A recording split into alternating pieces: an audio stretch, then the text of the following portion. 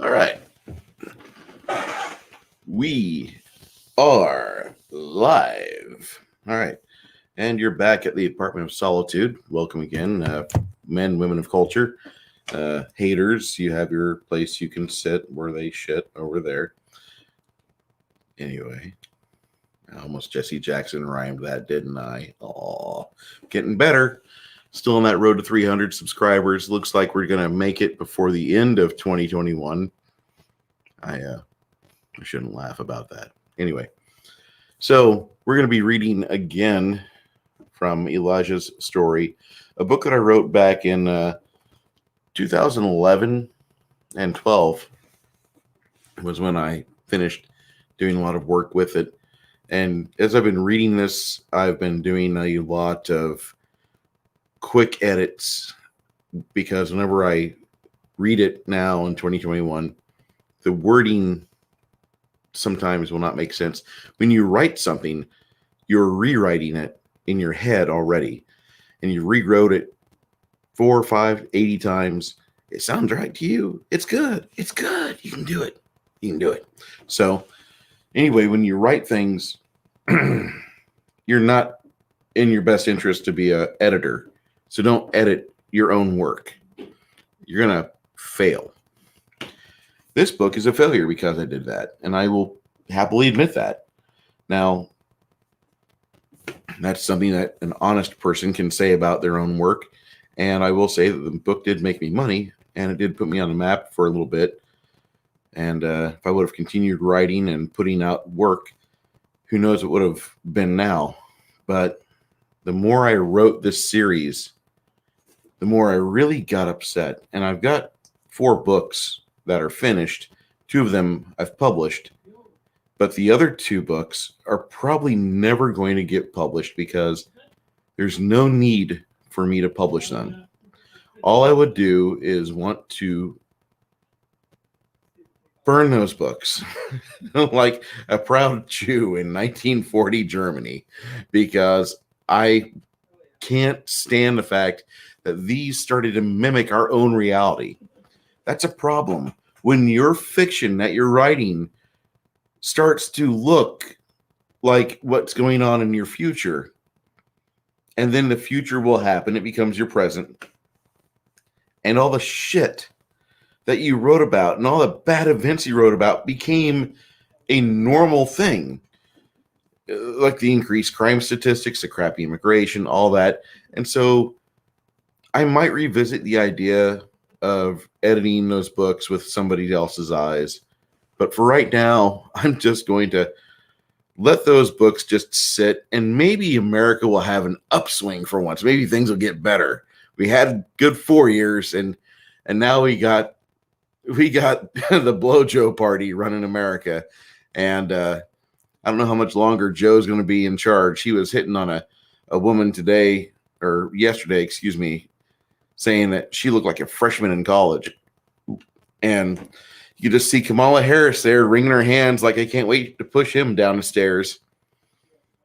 Anyway, you guys didn't come for that. You came for story. 3 minutes in, I haven't even read a fucking word from the book yet. Oh, wait, there's an F-bomb. Today's stream is brought to you by Sangria. I'm happy that I wore a dark-colored shirt. You didn't see me spill the Sangria. And I'm happy I'm wearing my brown pants. No, just kidding. Where am I? Okay. 4 goblins sit at the spool table. 2-liter bottles of Mountain Dew and pair of bowls spilling over with tortilla chips around the table, along with an intense game of dominoes. Their skin is an unhealthy shade of green with splotches and boils. The window is partially boarded up, letting light spill in from around the border of the wood. A bunk bed with a mattress in tatters sits along the wall. 10 sleeping goblin children snore peaceably, with flies buzzing about their heads. On the floor, a pile of small discarded and used diapers lay, with more flies eating off the buffet like it's a potato salad. A pair of goblin men sit idly, wagering on which cockroach will emerge from the plaster walls, A stack of $1 bills sits between them, a recliner shared by two goblin girls, probably no older than 15. The girls are shirtless, allowing the four babies on their laps to suckle freely. Both women look tired. Stretch marks decorate their bodies like a large tattoo. The entire rental reeks, and the sound of someone yelling, "Shut up!" can be heard every minute. The door in the kitchen bursts open, light spilling into the dim room. Marco comes in, revolver in hand. He sees a knife rack on the counter and immediately grabs a large utensil. Two goblin men run to the kitchen to attend to the noise, and sound of gutting follows. Marco shoots one through the throat while running the blade through his buddy. He jostles the blade a bit, shaking him off violently. The four at the spool table hop off. Two are shot dead in mid-stride. The other two raise their arms. "We surrender." "Good." Mark steps into one with a bloody blade pressing into his chin, gesturing with the pistol to his companion. "Go get your stash, or I'll slice through every kid, bitch, and ball carrier in here." It runs off. The other sweats while a knife steadily pokes into his chin. The footsteps go up the stairs, a growling voice rolling through the plaster walls and cockroach feces. "No, we're not going to do that. Just give me the bag." Marco smiles, leaning into the goblin while arcing the knife up. "Stand in front of me." The goblin whimpers. The stash carrier ambles down the stairs, dragging a large duffel bag with him. Whomp, whomp, whomp. The bag follows a step behind him while he slowly makes his way down. "You're gonna die." The goblin stares matter-of-factly at Marco. "You can't be a quiet fuck, can you?" The goblin pulls iron in response. Whomp, whomp, whomp. You have to pull this aside for a moment. When the goblin pulls iron, he's actually grabbing his dick and testicles and jerking it towards Marco. I feel I have to explain that. We don't use that term too much. The ceiling creaks above Marco. In the bedroom above, two goblins load ammunition into a 410 shotgun and a 30-06 rifle. They look at each other. The one with the shotgun lifts his foot, and the floor creaks once more. Marco looks up and concentrates, putting two rounds in the ceiling. A scream ushers close by the two holes, and he puts one more round above him. The sag of two bodies hitting the floor confirms it. That and steady streams of blood dripping into the kitchen. Now, fucker. He gestures at the bagman. The goblin reaches the bottom of the stairs and tries to offer the bag to him. "No, you're coming with me." Marco backs up to the door. He throws it open and pulls his goblin close. The goblin's shoulders sag and he drags the bag outside. Vinyl scrapes a muddy backyard. Eldon makes his way around up the alley on foot, seeing everything around the backyard. Nodding to Marco with the goblin as a body shield, he chuckles. Kneeling down, he looks intently on his house, the 45 drawn and safety off. "The hell are you doing?" the goblin asks. Marco slaps it upside the head. "Shut up!" It whimpers pathetically. Eldon raises his firearm and fires one round. A sharp crack is followed by a set of screams from the house. The window, open, pours profanity that mingles in with neighborhood sounds. "Just fucking kill me, guys!" Goblin drops the bag. Marco smacks him with the handle of his pistol. Maneuvers right and proper, hitting the back of the neck with much force. The goblin goes down like a sack of bricks. Eldon keeps a wary eye on the house. The car is running. All the street lights around here are down. "Come on, let's move." Marco grabs a bag and runs for the car. Eldon slides in the driver's seat and the Thunderbird's on the road. Getting to the main drag, both fasten their seat belts and shoulder restraints. "You okay?" "I'm fine." "You killing inside?" Set up like a warren. Lots of young ones, some awake playing dominoes, two above the kitchen moving about, probably are going to try and take me out. "You got him?" Their blood was coming out of the ceiling. "Nice, SA. You probably scared the shit out of them."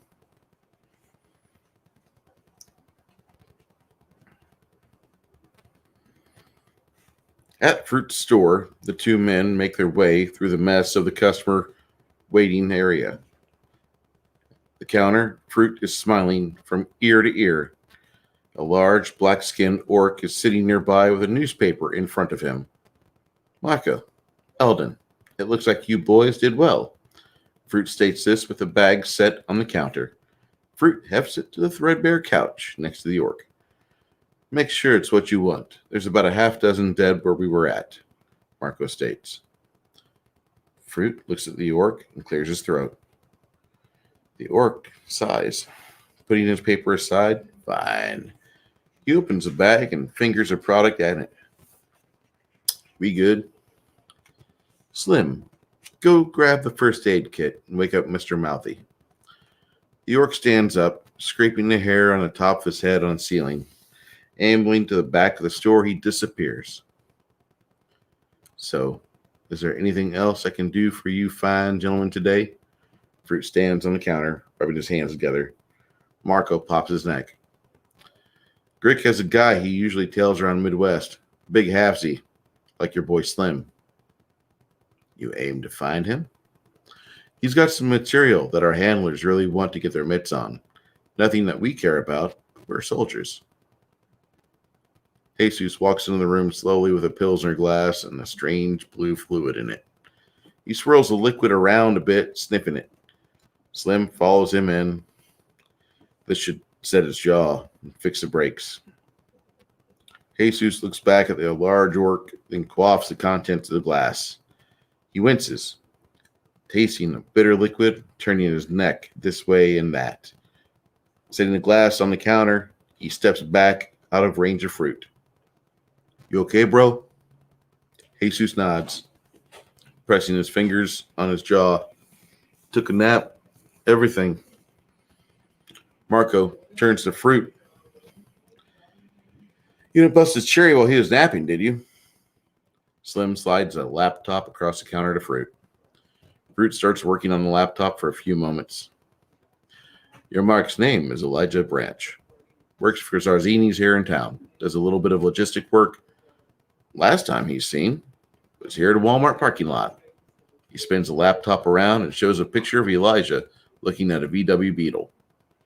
Eldon smiles, reading the plates off the photo.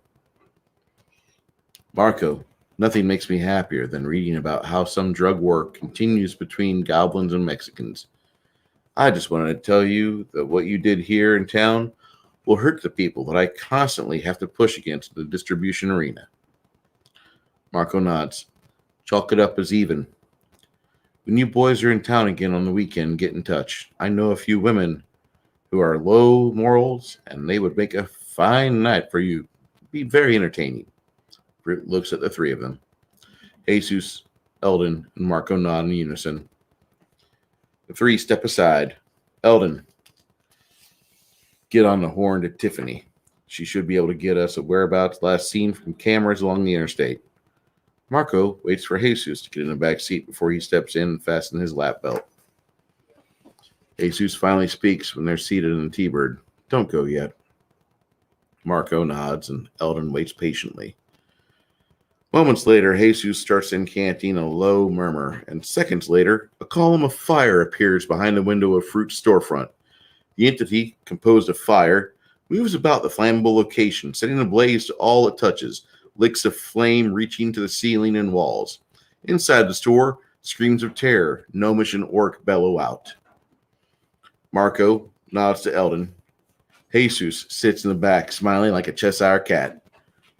With the transmission in drive, it slowly makes its way to the stop sign at the end of the block. The tenuous connection between summon and conjurer, separated by space, the elemental departs, leaving the storefront with only the front entrance to vacate from, a burning husk of a building. On the road, they ride in silence, enjoying the spring air. The night feels so good. The various smells of exhaust from the streets of St. Louis mingle with the new car smell of the rental. So it was Fruit, eh? Marco's tattoos make him look very devilish. Jesus nods. I'll tell you in a few minutes. I'm still feeling a bit euphoric. Parking the car, Eldon pulls a phone to his ear. Tiffany, I need some information as soon as you can. Her voice is angry. She would be angry anytime anyone after 3 would call on a weekday. Her voice is angry. She would be angry anytime anyone after 3 would call on a weekday. What, Eldon? I have a license plate for you. It's Missouri. I'm ready, she retorts back. Marco pulls Jesus away. Did anything else happen back at Fruits? If it did, let's be getting on our way back and take care of it. No. Slim came out, calmed the guy down. He hates people like us. Jesus looks back at Eldon, who's sitting in the driver's seat. After a moment, he hears the end of the line disconnect. We're all the same. We all bleed red, Marco huffs. Amazing, isn't it? He rubs his jaw and smiles. He has a line on some serious stuff. If he's still alive, we'll get him to talk to Tiffany sometime. We could really use that when we go to the mattresses in Phoenix. What else was in there? When I was laying on the couch, I did some reconnaissance with my outer self. There's $100,000 of stuff alone for fighting catfolk that's buried in the tile, not to mention the large amount of rotating chrome from our family vehicle line. Marco's head dips, eyes steady into Jesus' orbs. There's catfolk in St. Louis? Yeah, Indian or Persian monsters. Marco steps away, turning around in the lot. You know, years ago it was just humans, right? The occasional monster, but yeah, you're right, friend. M. Dastardly, welcome to the evening. Thank you for joining us tonight. Appreciate that from the algorithm's sake. Everything is like it seems everybody had ever thought we would have to just believe in. All of it. It's real now, I say. The dragon, it's in Leviticus. In Revelations, Marco shakes his head. I've never dealt with catfolk before. And you don't want to. It takes the power of a true believer to slaughter one, or just a lot of bullets, things that go boom that would normally tear you in half. I wish it was like it was back when you read it and it was just fairy tales. Jesus shakes his head. He had weapons for that, and then he had a line on some magical healing. What about Slim? What did Slim have? Slim was probably just a soldier, but I couldn't see anything on him that was different. He's not a super. Good job. Marco smiles. Mission accomplished. The cellular phone vibrates once more. Eldon hands Marco the cellular phone. Says she needs to talk to you. Marco takes it. How are you, babe? You have some info for me? Marco spins about, looking at the Thunderbird. I think there's a bit of a scuffle in the gateway. Fruit seems to have a lot of loaded stuff for catfolk. He had only one full-time piece of muscle. Kind of weak, but he does have a line on magical healing. You boys earned your keep so far on this trip. You call me babe again, I'm going to kill you, Marco. Tiffany slams the phone down. Marco chuckles and folds the phone shut. Phone chirps, an incoming text message. Marco reads it and pockets the phone. Let's go get our rides, essays. 10:52 p.m. Central Standard Time. Leonardo Sarzini sits with his wife Camilla in the foyer of their front manor. An articulate marble fountain provides the ambience and gaudy focal point for them. Soft music with Dean Martin cooing away echoes off the main exterior wall of the home. A large spiral stairwell comes down from the guest home. So you're having him move in again? Camilla looks at her husband. He needs to stay away from those loose girls. All his life, he's been swayed by the perfumed window.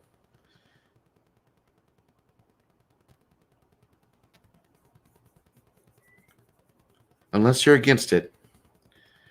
Leonardo does not want to fight on this one. He slaps his hands on his lap. He didn't get that from either of us. I know. Not that I've had my doubts, but I really don't care what the men of this family do, as long as they put their God and family first. She puts one hand on her chest and points upward with the other. Except that 1 or 2 commandments, we're doing fine, hon. Leonardo, you're not the only one here who does wrong. He looks at his wife for a moment. I know. You allow it to happen. You didn't force my hand early on. You didn't protest when we started teaching Antonio. I used to tell you no on many things. Leonardo looks in his wife's eyes. I'm sorry. It provided for us, and you never brought it home. They both look at the water spilling from the orifice in the basin below. The soft sound of Dean's voice trails off. The quiet moment is gone quickly. The rumble of Valencia is audible as it gets in the driveway. Cincinnati, Ohio. Jonathan Sweet steps into McKinney's, the bar renowned for the discerning law enforcement official in the greater Cincinnati metro area. Wood floors, oak counter, mirror behind the bar, and constant smell of pipe smoke from the incense burner shaped like a Catholic schoolgirl are the first thing one sees pulling into the bar. Comfortable stools line the bar, along with a row of two-person tables with napkin holders and condiments at the ready. Booths line the walls and have limited dinner menus still on the tables. Up in Flames by Joe Satriani pumps through the almost empty bar through a set of Bose speakers. Mac washes a mug free of dust with his bartender's cloth hung on his apron. Looking over his shoulder, he smiles. You fixing to be on a date or something? John looks down at his buttoned-up collared shirt and snug blue jeans. His belt buckle is shined and his loafers are sharp.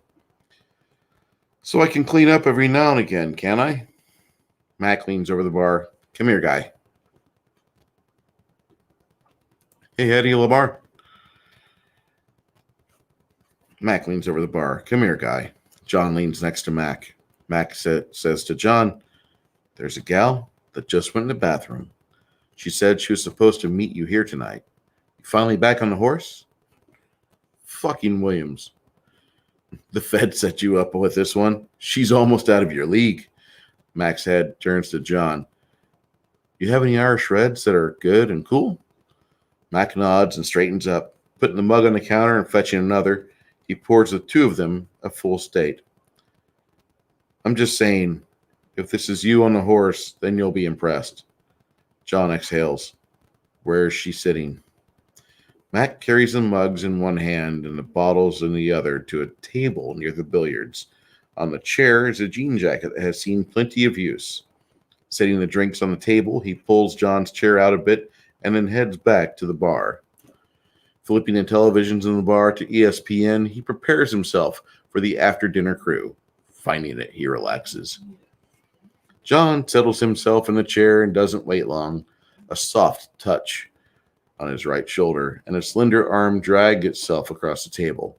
John's eyes followed up to see a pair of jade green eyes and high chiseled cheekbones grinning at him. A large mane of auburn-colored hair frames the smooth features of a woman who justifiably appears to be in her mid-30s. Her frame is small but athletic. Her white blouse is unbuttoned to the bra level. Her slender stomach gives way to a gentle set of curves on her hips, but for all of her work, she has a backside that is not diminished. You, John? Her voice is tiny, marred by the smell and the sweet sound of raspiness from smoking. I am. If you'll excuse me, neither of my friends told me who I would be meeting tonight. She extends her hand to his. I'm Elena Mallory. Jonathan Sweet. She looks at the mugs of beer.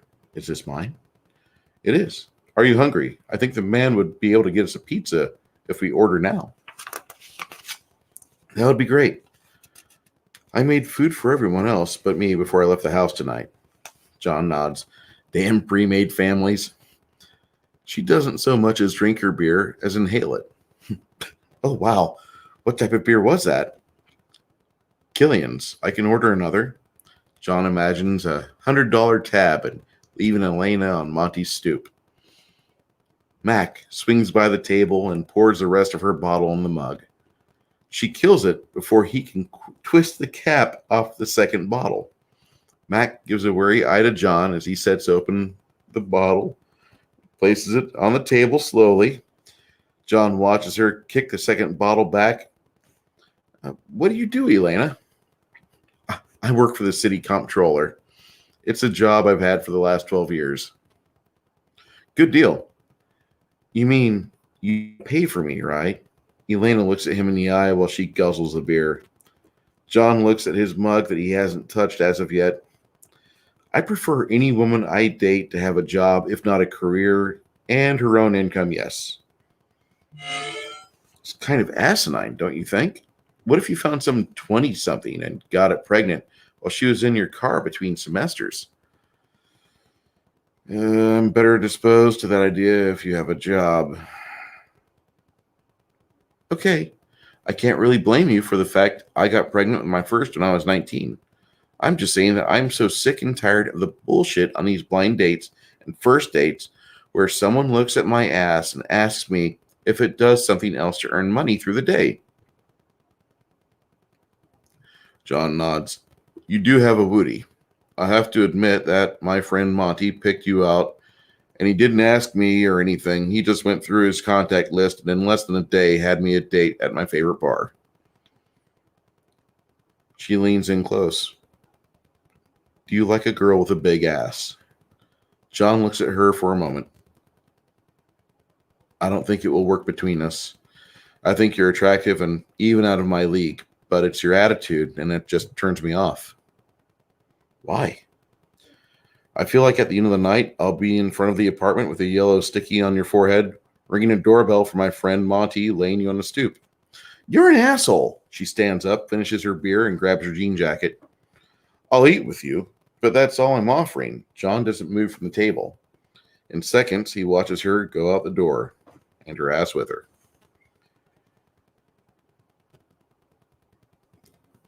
Mac apologizes.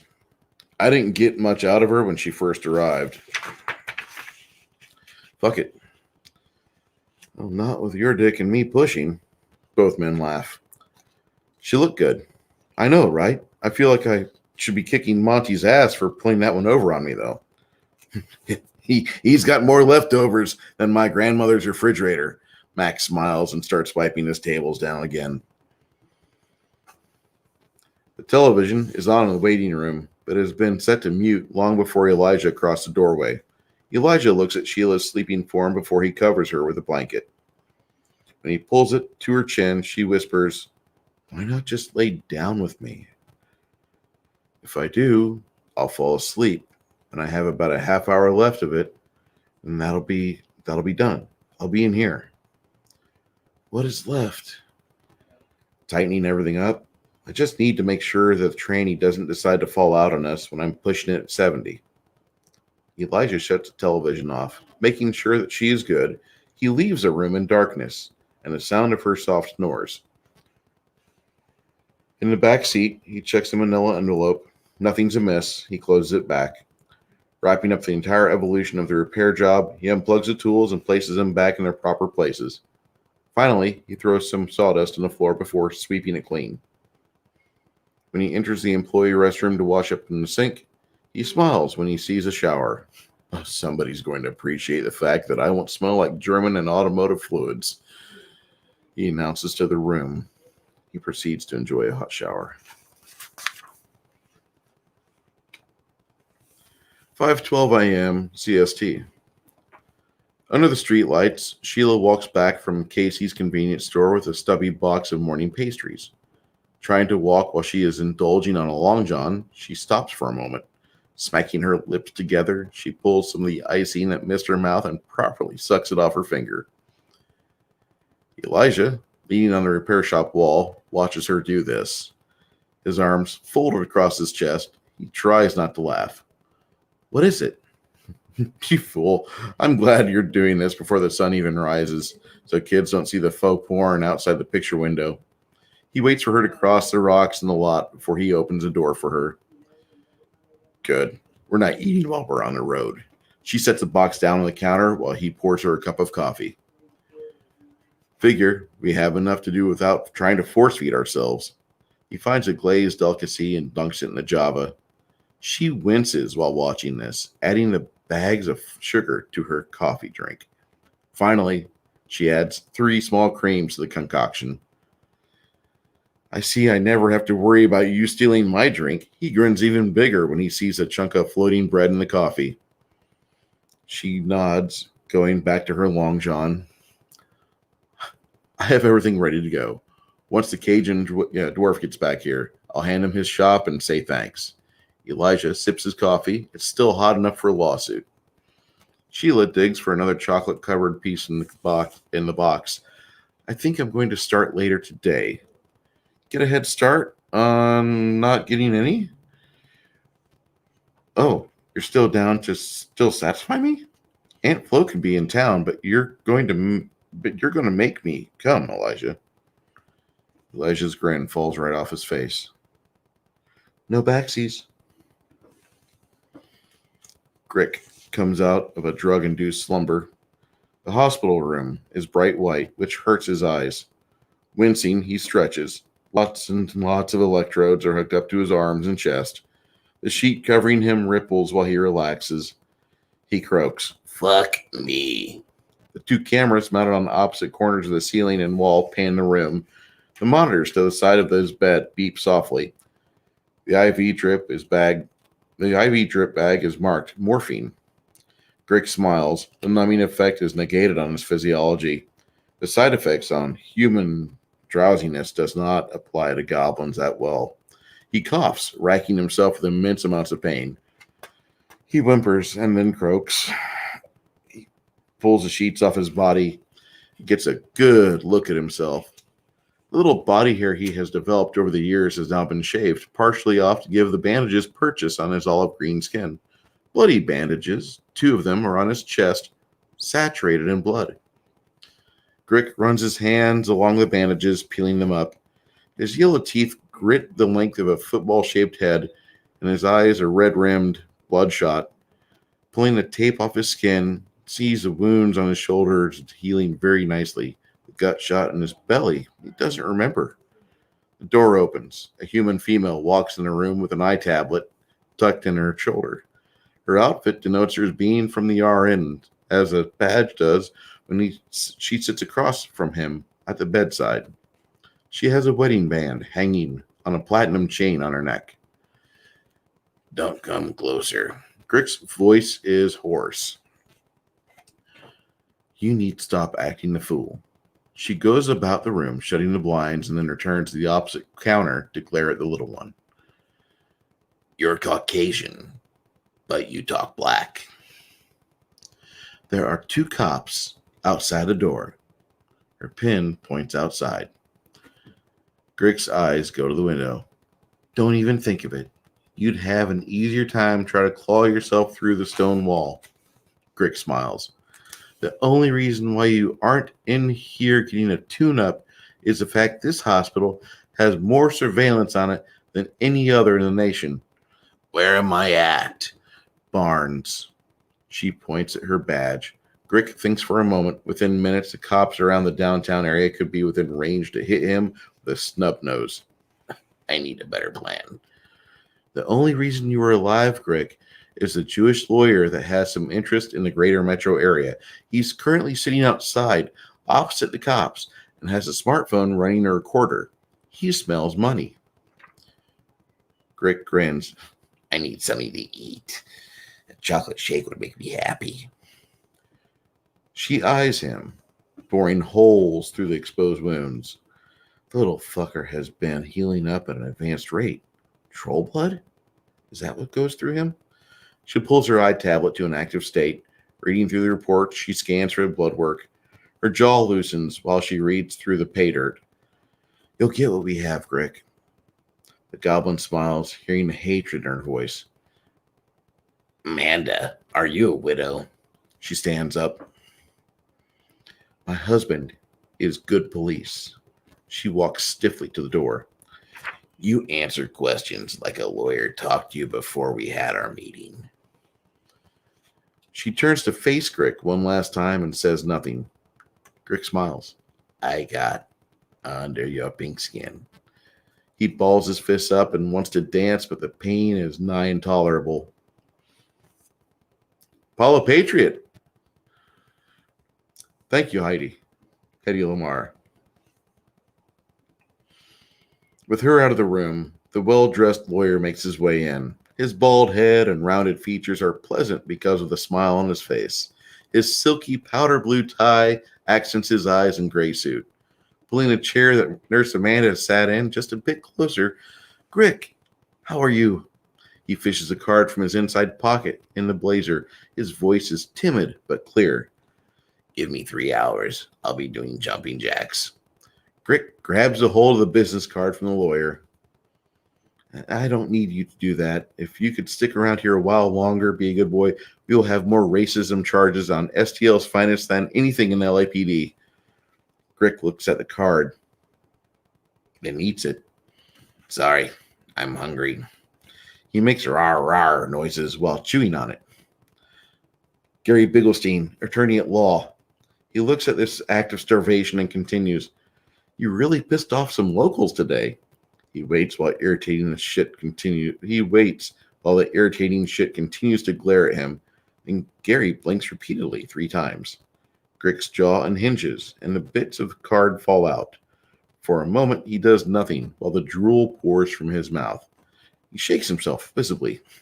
Shit, I didn't have a lightning gun. In their pursuit to apprehend you, they lost more than they gained. The only way we can really win this one for you is to claim pain and suffering, as you were only trying to navigate the loop. You're more screwed up otherwise, and I don't have an answer that will get a judge to look at this audio from the outside. What do you have?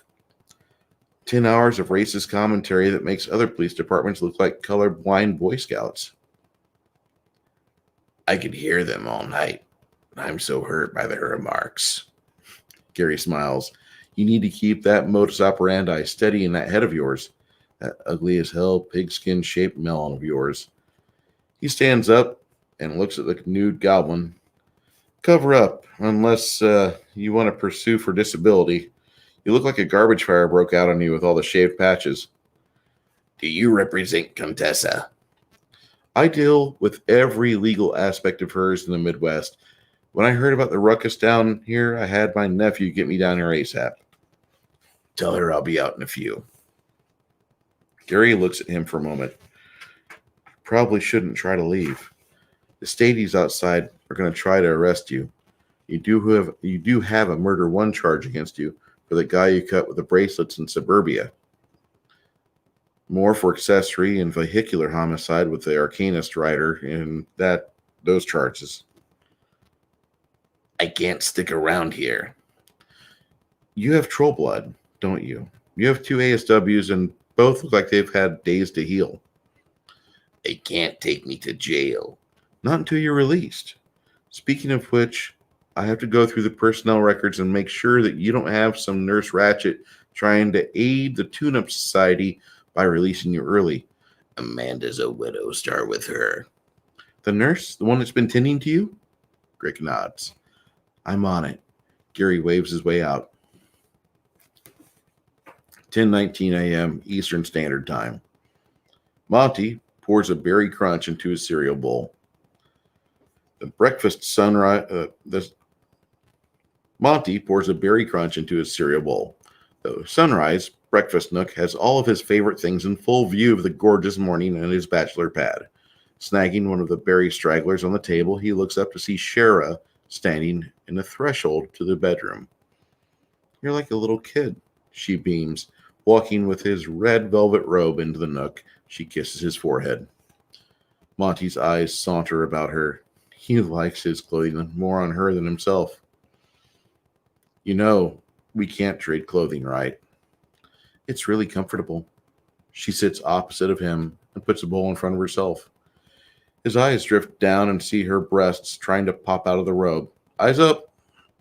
They dart back up to her blonde hair, lingering on her perfect smile. He stays silent, prepares her bowl. I was really in the mood for an omelet. She blinks at him numerous times. He pauses for the moment. Are you now? She nods. He goes to the fridge and pulls the half-dozen egg container from the shelf. Moving about to the stove, he gets his spices ready. She brings him the bowl of breakfast. I don't want you starving. I just want the omelet too, okay? That's it. He shoves a spoonful of her bowl. He shoves a spoonful in his mouth and goes about making her what she wants. Time and time again, he leans in the counter. He leans against the counter and stares at her, mesmerized. Say it. You mind if I put some garlic pepper in this, or would you rather me use Cajun spice mix? Monty, I should probably tell you specifically what I want because you keep trying to get around it.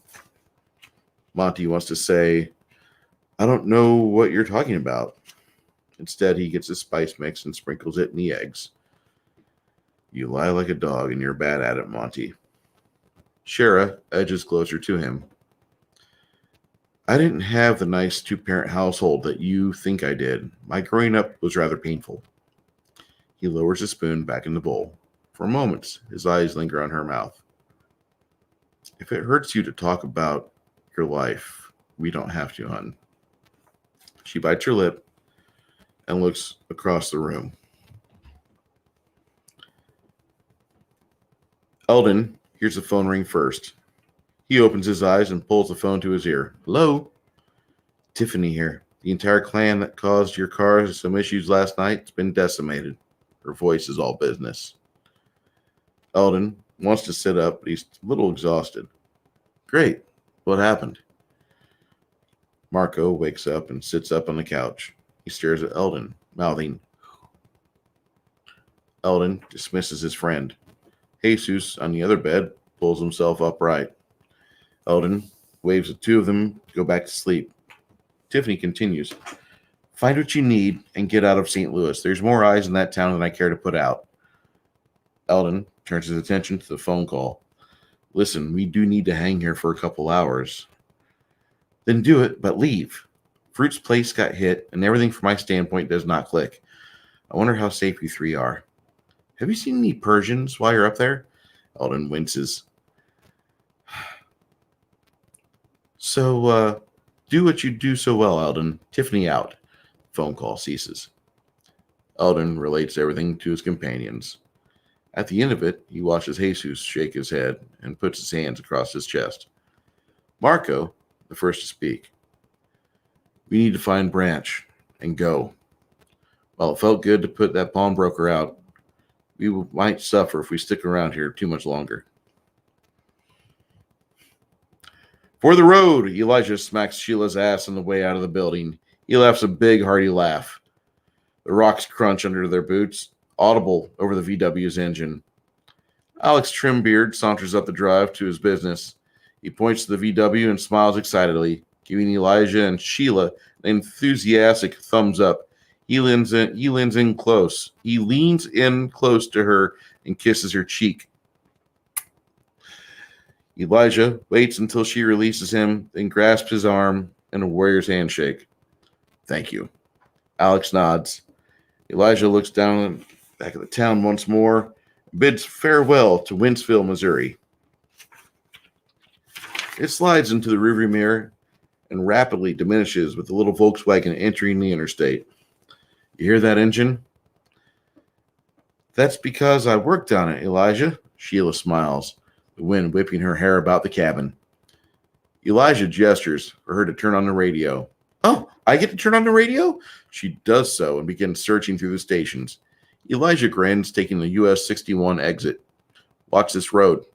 Sheila looks at him, letting the song Daylight Dancer by Lacuna Coil fill the cabin. I trust you. You better. You said you'd let me drive while you slept. Baby, I ain't tired yet. I'm trying every trick in the book to avoid doing that too. She grins.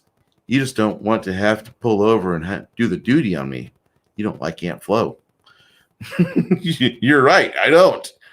She chuckles, putting a tampon from her purse. She rips a paper off it with her eyes on him, mocks fellatio with it. You are a sick woman. She turns to face the road again, watching the 4 lanes turn into 6, and the beginning of I-64 passes by them. Under the 270 loop, the interstate becomes a double-decker highway with eastbound traffic under the westbound. Elijah keeps traffic at 80 miles per hour. Eldon hears a cell phone ring above the fast food attendant, repeating the order request. Tiffany. He answers it while fumbling for change. Get moving. Your mark is headed to the river on 64 and fast. She hangs up the phone. Eldon points outside of the drive-thru. We need to be out there, not right here.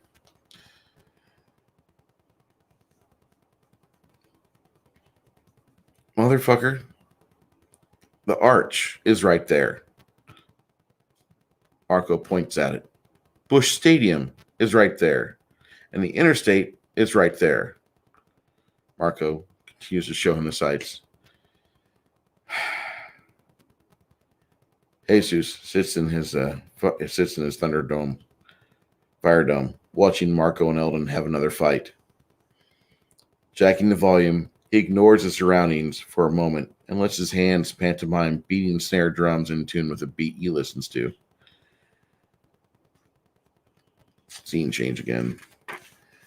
See, the thing about Shift is that a lot of this, I have a lot of scene changes through this, and I always called it Shift, not for the reason that I needed you to think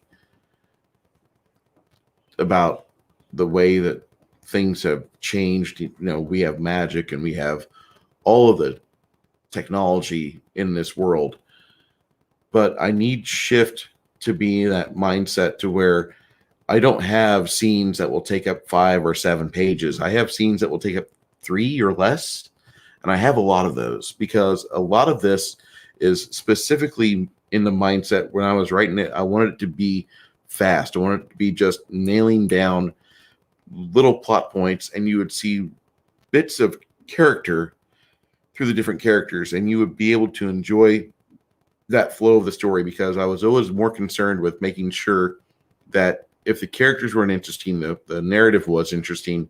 If the narrative wasn't interesting, I'd change the scene. And some people, I'm not going to lie, a lot of action movies we watched back in the 80s when I was formative years, those characters really sucked, okay? I'm just going to lay that out there. There are some that are amazing, they're stellar, but there are some 80s movies that don't stand up well. Anyway, Hattie says, I thought she would use a tampon paper to smoke a joint. Well, she's got a hitter box and some other things for that.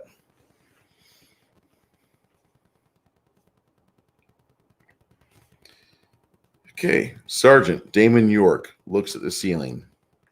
In the kitchen, 2 bullet holes go up into the room above. Dried blood is in a pool at his feet. Outside the window, he sees Officer Tam and his partner Simone going through the back lot. The reflection of him walking through the kitchen alerts him. He sees himself in the chrome toaster side and breathes a sigh of relief. Even I scare myself sometimes. Moving into the parlor with his gun drawn, he hears the others moving in behind him. He motions them with a clenched fist to stay put. They stop shuffling about. Damon sees the goblins and a game of dominoes which turn bloody. He doesn't pull his hands from his pistol to count the money on the table, but he notes how big the stack is. Narcotics are present in the room too. A dead goblin sits with his back against a blanket in a recliner. He looks up the stairwell and then gets in stance. His movement, his peripheral vision gets his heart going quickly. In the recliner, a goblin, which is pastier than it should be, moves. Damon's eyeballing it through the sights quickly. Don't shoot. High-pitched squealing comes from behind it. A young goblin female pokes her head around the corpse. Beside her, the blanket crumples, and empty vials clatter to the floor beside the recliner. The second one pokes her head out from the cloth, and multiple goblin children poke their heads out from under the corpse and blanket to look at the investigating officer. Shift Lieutenant Robert Drake steps out of his SUV. 4 police uniforms on the perimeter that meet him are Sergeants Hill and Cosby, Officer Kerry Davis, and Rookie Evans. Around them, the rundown homes are as silent as can be. Only the birds are making noise. Hill pulls his pad out and meets Lieutenant Drake in the mouth of the alley. From there, more police can be seen on scene. What a mess to start the day with, sir. His sunburned face tells how he spends his off-duty time. Where are we? Drake chews on the pen cover. His balding head has only a partial halo of silver hair around the rim. We have only one witness to this, over in the house in the corner. The old man says He heard about 5 gunshots from the location, not consecutive. Not a minute after the last gunshot, an old model T-Bird makes its way out of the alley with 2 humans, both Mexican. Drake pulls his police cap off and spits a wad of tobacco juice on the street. Gang war between the two. Hill looks back at his eye tablet on the hood of the truck.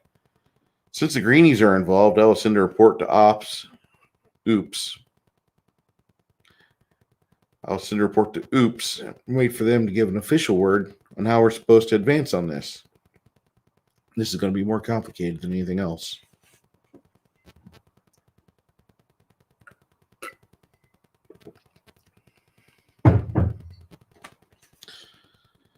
Real dialogue is hard to write. You do it well. Well, thank you, Eddie. I really don't think I write that well. This is something I wrote, and I thought it was better than what it is. That's my honest assessment of it. But I do have, like I said, 2 other books that are on PC, and I'll eventually get back to them and have somebody reread them and edit them, because I edited this myself, and it did not come out well.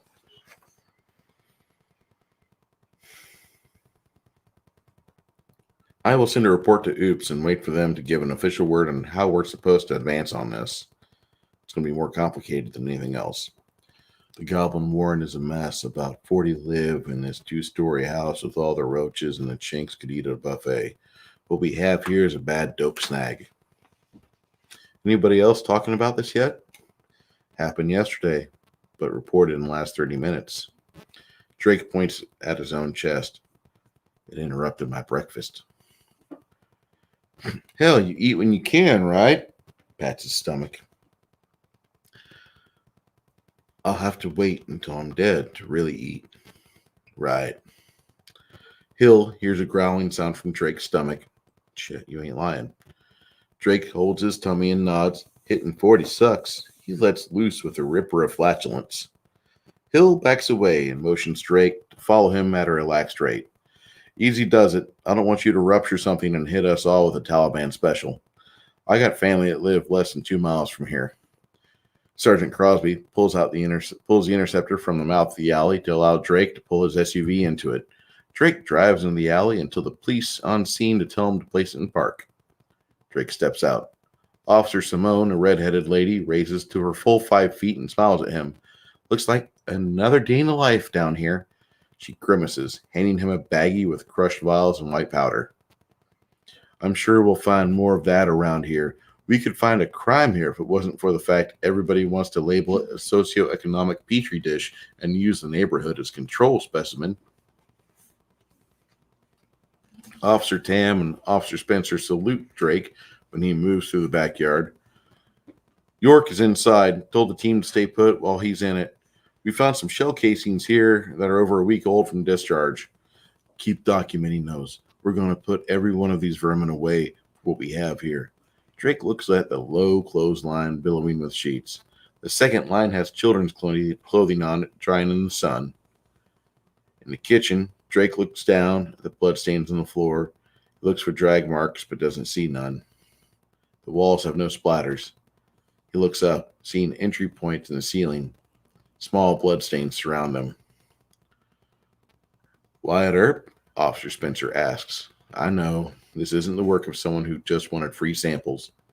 Drake pulls his firearm at the ready. Be ready for the worst. Sergeant York's voice rolls into the kitchen. Secured in here. Got survivors too. Drake nods, keying his microphone on his collar. Send EMS. I-64, Richmond Heights, Missouri.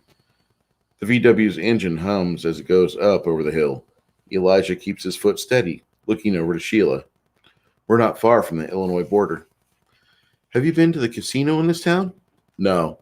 I have better things to do with my day and with my money than sit around and gamble it at any time. Really? I'd love to go and play some slots. Elijah looks at the brown attraction sign along the side of the interstate. Sheila's eyes close. This guy's nice, but boring. In the back seat, the wispy form of Jesus Mendoza sits. Looking around the car, he gets a good feel for the car. He smirks, looking at the back of Elijah's head, watching him feel out the car through his hand on the wheel and foot on the pedal. At the top of the hill, Elijah shifts the car into 4th gear. She feels good. Why is the car a she? Because when I work on her, I don't want to envision myself as a doctor checking out a guy's junk. I'd rather think of myself as a professional gynecologist. A gyno, is that the right word for it? You had it right the first time, Elijah. I don't think that anyone quite put a simple mechanic job in such terms. You ever think of the patrons at a restaurant as family? No. Try it sometime. Family that you don't want to see enough of, just so you know where I'm coming from. Elijah, I'm still laughing inside about the thought of you playing with the guy's ball bearings and asking him if he feels everything okay as you finger him in the hey. Elijah playfully slaps her on the shirt sleeve. Fuck you. Her voice changes and she backhands him across the face. Elijah's jaw clenches. I tell you to stop thinking of me being gay and you say fuck you and start shit? Don't slap me. They ride in silence. The road curves slightly. The exits for St. Peter are presented on the green interstate sign. Jesus looks at the two of them and drifts through the back seat. He gets a good look at the license plate. Slowly he closes his eyes. When he does, he feels his hands letting the silver cord guide him back, his legs wrapping around it like he's going down a fire pole. After moments, he opens his eyes and sees the miasma of gray and pink and peach clouds swirl about. The landscape below him is the Ozarks, naked of the civilization in the waking world. Jesus can only see roughly 100 feet ahead and behind him as he rockets back to his body, the length of cord winching him back. Finally, he sees his body seated on the hill. Dim architectural lines indicate he's still in the roadside inn. Two entities are sitting next to him. He slams into his body and throws open his eyes as quickly as possible. The lobby is quiet and serene. Marco and Eldon sit next to him. The fountain in the lobby bubbles softly. The soft sounds of Jethro Tull are piped in from the speakers mounted on the tiled ceiling. Found them. I love USA, Eldon says. After we're done, we'll make sure that you tell your bosses we love them, Marco grins. The Mexican army would appreciate us a lot more after this job is successfully done. Jesus nods and he slaps the armrests. Marco and Eldon stand up and the three of them exit the hotel. Skip Cook looks at his son Terry. The large brown eyes in his son are very expressive. Can I have a Pop-Tart, Daddy? Skip nods. They both go into the kitchen, and Skip notices a double layer of angel food cake on the table. You want a piece of that? Terry asks him. No, I shouldn't. I asked if you wanted a piece, Dad. Skip pulls the cupboard open and tears into the foil package. He puts the pastries into the toaster and refuses to look at the table. I don't eat enough of the good stuff, Terry. Mommy says you like junk food, Daddy. Skip laughs. He sees a reflection in the chrome of the toaster. Behind him, his daughter Jessica is creeping up on her father in her pink pajamas. He can hear Terry behind him, trying not to laugh. Jessica, only 4 years of age, doesn't turn her head to her brother. The image of her in the chrome dilutes, her body fading, and the table behind her is very pronounced. Skip gapes. Holy shit. My daughter has a touch of illusion magic. He spins around. Jessica? She laughs and becomes fully visible from a partially hidden state. Daddy! She runs in his arms to be lifted up. I'm so proud of you. Because I hide? Terry screams, No, I hide too. He runs into the den from the kitchen, poorly trying to conceal himself by the recliner. I got 2 kids I can't see. Skip smiles, trying not to let his unease show. The toaster dings and the cherry pastries pop up. Oh no, the Pop-Tarts, and there's only me and Jessie to eat them. Terry, who's kneeling down by the recliner, but by no shape or form trying to hide behind it, screams again, I want my Pop-Tarts! Daddy, I want Pop-Tarts. Jessica fades from view while in her daddy's arms. Janie, come in here and see this. Is it Jessica? His wife asks from the upstairs bathroom. Yeah. Is she hiding? Yeah, Skip repeats himself. It's called a curtain, dear. Soft steps from the hallway to the carpeted stairwell. Skip points at Terry into the Pop Tarts. Terry nods while his father plates them and sets it on the table. Stay in your curtain, Jesse, he tells his daughter, whose visible outline is almost completely gone. He walks her to the bathroom. Janie shaving her legs, one propped up on the counter. Pretty cool, huh? Skip looks at his wife, bending into position and exposing her silken thighs and calves. Baby, we make great kids. Don't get any ideas. We have company downstairs. Shit, I forgot. Jessica appears and points back towards the kitchen. Daddy, I didn't get a Pop-Tart. So how long has she been doing this, Janie? Since we let her watch the Incredibles movie. She saw the little girl do that a month ago and started holding her breath like she was from Witch Mountain or something. Since then, she's gotten really good. We got to do something about this. Skip, drop it. She's not going to get any special schooling until we send her off to college. Jessica points again 3 more times. Pop-Tart. Not paying attention to the daughter in his arms. But we know some people that can help her develop. Skip, one more word and I pull your allowance. Skip stops in mid-sentence, walking his daughter back to the toaster. Jethro, my fave. Yeah. 8:30 a.m. Eastern Standard Time. Monty steps into the law enforcement center. His shoes are freshly shined, his suit pressed, and his tie sharp in a Windsor knot. With his hair looking more strawberry blonde than anything else, he decided to use a 2-guard on his razor this morning.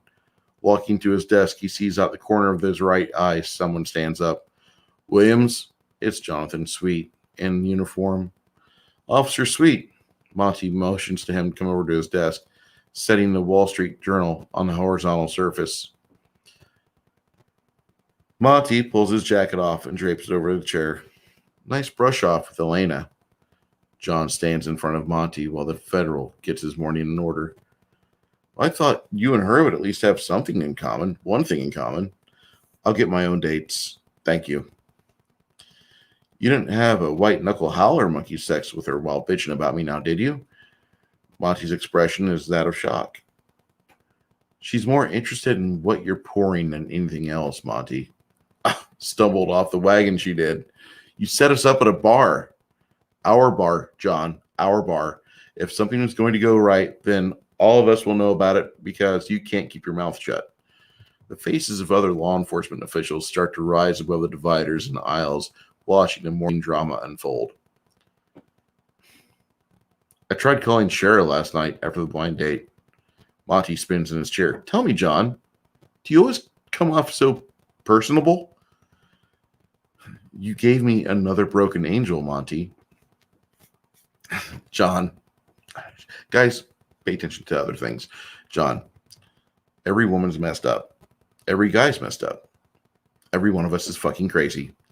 And you stirring the pot here in our office will endear you to how this operation can operate exactly how? Cher's voice interrupts both men. Really, you two? I can't even come into my own damn workspace without having the 2 alpha dogs trying to tear me in 2 for their own games. I go through college of my choice, and I go through the process to wear the uniform that everybody wants to wear. For what? So I can be the department pinup? The department pump? Monty closes his eyes. No. He swivels his chair to the elevator and watches her enter the room. Shara looks at both Monty and John, accusing both men of starting this way too early in the morning with her Claire alone. She is wearing her badge on a department-supplied necklace.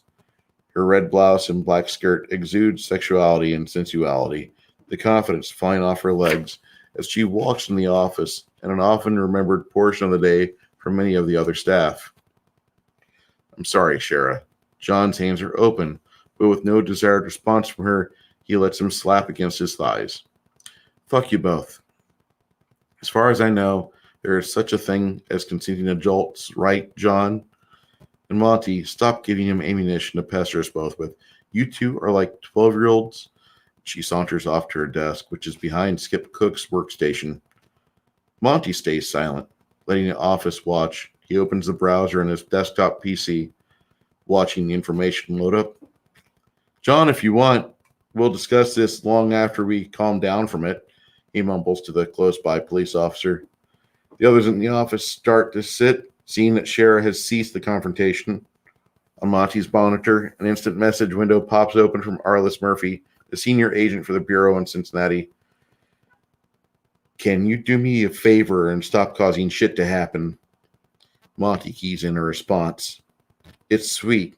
I don't even get to my desk for the morning, and the bastard is causing a scene. Stop encouraging him. One of these days, I'll be dealing with the police commissioner Harold Brady. You know my favorite saying. Yes, boss. Shit rolls downhill. The instant messages cease. Monty turns around to see Skip sitting his notebook PC on his desk. His polo shirt and slacks are littered with crumbs. How goes it, Monty? Cook sets up his Jimmy John's gift card up on the business card holder. Glad to see you made it in, Skip. I have a situation for my home. Skip glances to Monty, then towards Sweet's desk. Family is staying longer than you want? And Skip sits down and pushes with his feet so he wheels back in front of his friend. Jessica, my daughter. His voice drops to an absolute whisper. She can do illusions. Monty's eyes get wide. You're shitting me. My little girl can almost completely go invisible. If you don't see her faded out when you first enter a room, you probably won't see her. God, she's what, 4? Yes. Monty holds his fist up and waits for Skip to pound knuckles with him. Skip does, then hauls himself back to his desk. St. Louis, Missouri. The sharp deceleration of the car arouses Sheila. The exit ramp from the downtown into I-64 has a convoy of swift truck and trailers pulling onto the main artery leaving the city. I cannot believe how safe you drive. Elijah shifts it into overdrive. I didn't have a license for over 10 years. When you do that and realize your capacity to drive safely, you don't get attention. You learn to enjoy that. I don't remember these cars having anything more than 4 gears. You do have a license, right? I do now, Elijah smiles. The interstate arches up the Poplar Street Bridge, crossing the mighty Mississippi River, is one of the many in the St. Louis proper. Traffic on it's congested as it is fast. Elijah holds it steady at 70 miles per hour while under the bridge. A tugboat with 2 barges makes its way south on the river. The marquee on the bridge welcomes the visitors to the state of Illinois. Speeding fines begin at $500 and go up. All other traffic violations are $750. Holy shit, the state is broke, Sheila exclaims. Elijah nods, wishing he had a cigar. The signs indicate the route for eastbound I-70 travelers. The VW follows them, and before long, the sign indicating the trip to Indianapolis is only 241 miles. Ever been to Indy? Sheila asks. Plenty of times. I love it there. Why? Elijah pats his shirt with no cigar Elijah pats his shirt, but with no cigar waiting for him, he frowns. Can we stop there? Sheila pleads. Need to have dinner at Alexander's Steakhouse or something? The Damsel's Bar actually has the best gyros in the Midwest. How many drinks with olives do you need for that to happen? What is wrong with you? She slaps his shoulder. Orcs don't eat lamb. We're not supposed to eat it. Counteracts the chemicals or some such in our system. Eventually empties us out, both ways at best. At worst, lamb kills us in a violent reaction. Should never be caught on camera. His smoking hand twitches at the thought. Jedi Bill, hello, good sir. Reading a book that I penned years ago. Elijah's story. Shift. His smoking hand twitches. Perfect. I won't invite you to eat with my friends from Peoria. Elijah says nothing but shrugs his shoulders. At Troy, Illinois, he signals and gets in the exit lane. The entire time, Sheila is looking at him like he's nuts. Why are we getting off at this town? Turning into a Petro truck stop, Elijah pulls into the parking area and sets the brake.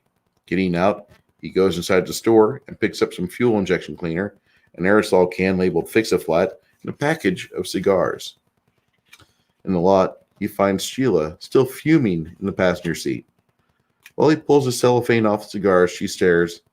You could have gotten me some chocolate. And you could have left.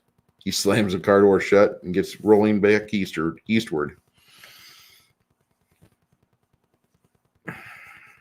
Okay. We're on page 202 of this. And it's coming along pretty nicely. I'm not really going to talk for any length of time like I did last video. I'm going to try to hit this more this week because I do find this to be enjoyable and I do like talking to my friends in the chat.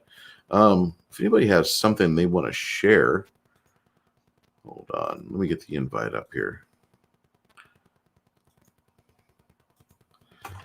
For those of you that have remained in the stream, if you guys want to talk about things, there's a link in the chat. If you want to come and say hello or promote something, I'd be more than happy to do that. And I'll even put her in the comments and the description of this video. I understand everybody's got things going on. This is a COVID season. Just 2 weeks to stop the spread, though.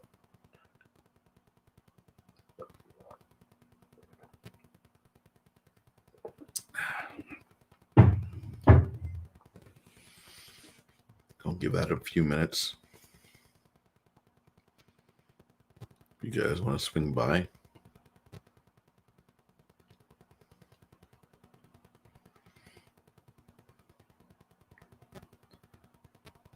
Probably here in a few months, I'll be putting this setup in the hobby room. Because I'll be getting a hobby room back. I'll be doing more paint streams. I'll probably be streaming at least once every 2 days. But right now, I just don't want to stream a whole lot. Last night, had a medical emergency. Had to take care of that. I was going to stream. And this was postponed to tonight. But with everything going on, I didn't feel like I needed to get in front of a camera. Hetty, that is really sweet of you to say that. Don't wear yourself out. It's long, Bruce, and I like you reading to me.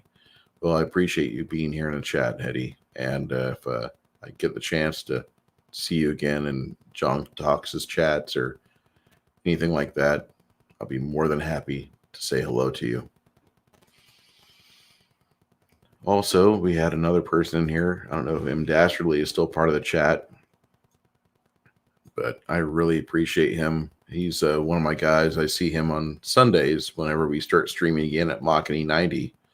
And this week, I will probably not be doing. I'll not be doing the stream with Machiny as he is out one more week before season 3 starts.